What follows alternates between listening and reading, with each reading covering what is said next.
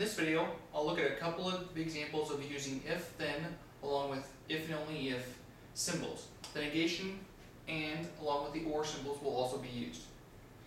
For this example, I'll have the statements P, you got an A, Q, this course is easy, R, you studied hard. In example A here, I have the statement if you studied hard, then this course is easy, and what I'd like to do here is to write each of the statements in symbolic form.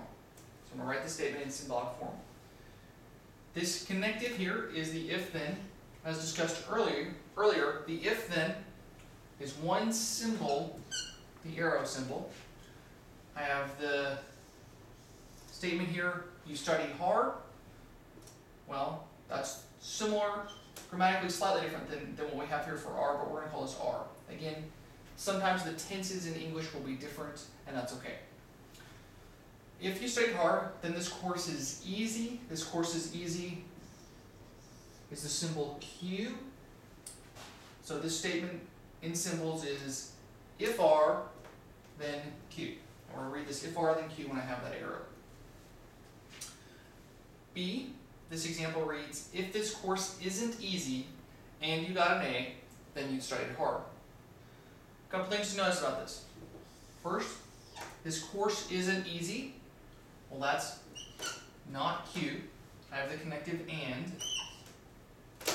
There. You got an A, that's P, comma. Here we have the if ended by a comma. What that's going to tell me is that I want to consider all of this together.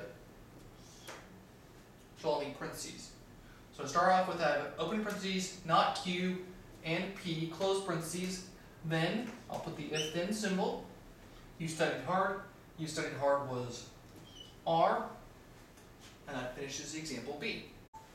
Example C reads, you got an A, comma, if and only if you studied hard or this course was easy. You got an A, that's P. We'll come back to this comma in a second. If and only if, the symbol for that is the double arrow. You studied hard, that should be R. Or, this course was easy. This course was easy is the symbol for Q. What this comma does for me is it sets off everything following that in this example. So I would have parentheses around the R or Q. Example D is very similar to example C with one significant difference. It reads, you got an A, if and only if you studied hard or this course was easy. You'll notice, as opposed to C, there is no comma here following the you got an A. You got an A is symbolized by P, if and only if, the double arrow. You studied hard is symbolized by R, an or symbol. This course was easy is Q. And that's all there is to this problem. P, if and only if, R, or Q. No parentheses here, there's nothing to set off anything. We would write it just like this. In this next example, we want to write each symbolic form in words. In A, we have the negation of open parentheses P or Q, close parentheses, if and only if R.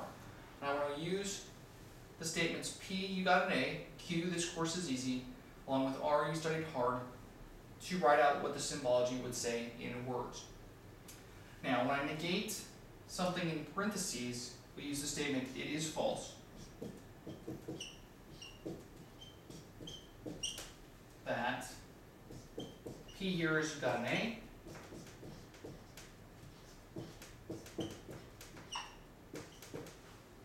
Got an or symbol. In words, that's or. Q is the statement, this course is easy.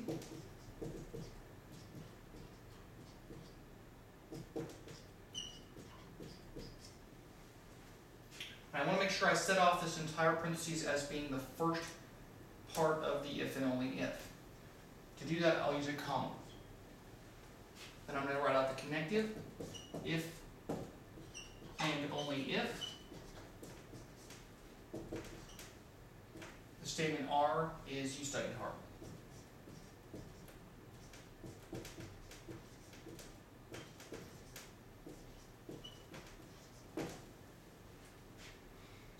that's an example of writing this symbolic form in words. Again, I'll read that. It is false that you got an A or this course was easy, comma, if and only if you studied hard. Have fun with logic.